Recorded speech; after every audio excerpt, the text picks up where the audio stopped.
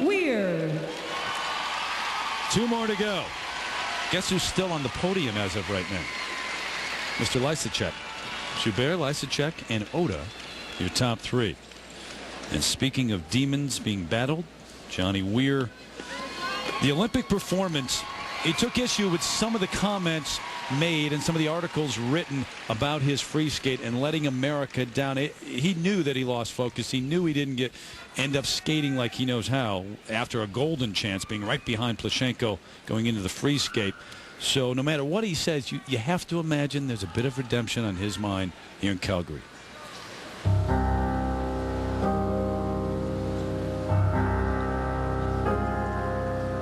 I would say redemption and probably the quad that he fell on three times in the warm-up.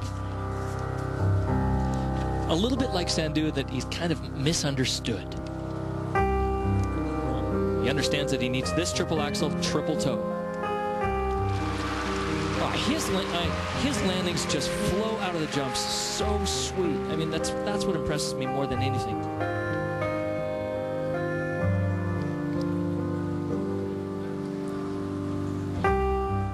The quad would come right here. Quad toe loop. Excellent. A little bit two-footed, but take it. Really important, I think, for him to get the mileage under his belt, just like Evan Lysacek here, because he knows he's going on to Vancouver.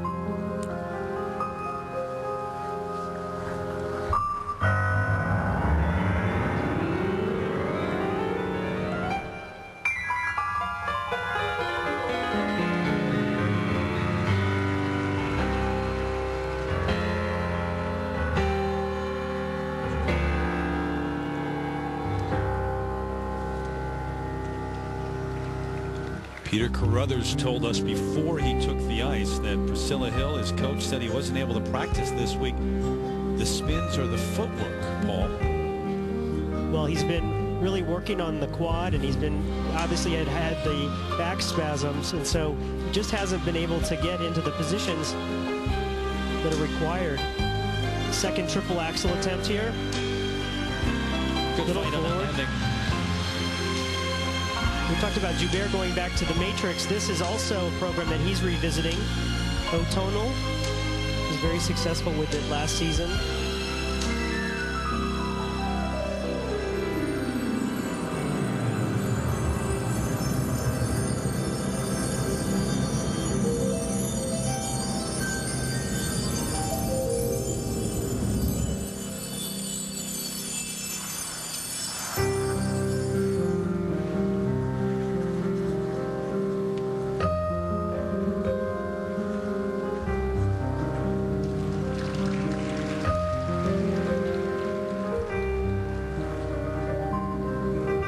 Has a way of putting the audience into a trance. But he's lacked a spark here this week. This coming from a guy who says he doesn't want to be here. Double loop.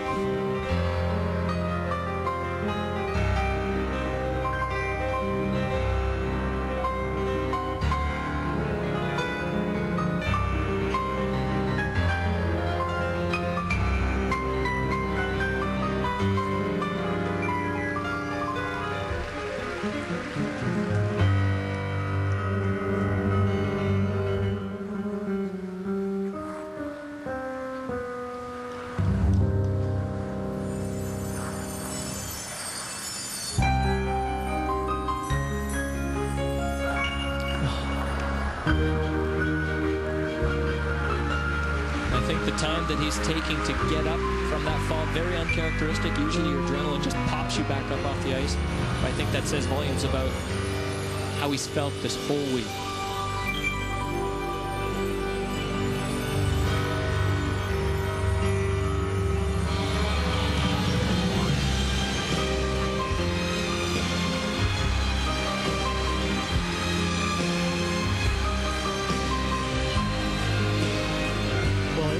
Season. I mean, remember him in the Kiss and Cry and Skate Canada, his season kind of flashing before him. Got it under control and won the Nationals. Had a brilliant short program in Torino. And then, of course, the disappointment in the long.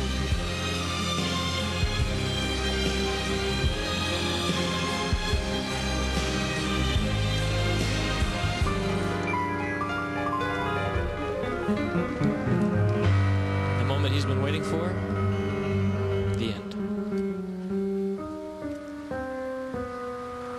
See you next year. And he has made that clear all week. He's very outspoken. Well, he's always outspoken, but very honest this week, too, about the fact that he really didn't want to be here. He made himself come here to compete at the World Championships. How does that affect you? How does that strike you? Well, I think good for him for not pulling out, first of all. But, I mean, it is like you either set yourself up for failure or success. And I think there's two ways to approach that adversity, is either to plow through or to kind of say, wow, I can't do it. Back spasms, and he got through the free skate, stretching now as he heads to the kiss and cry for his marks. Lambiel still to come.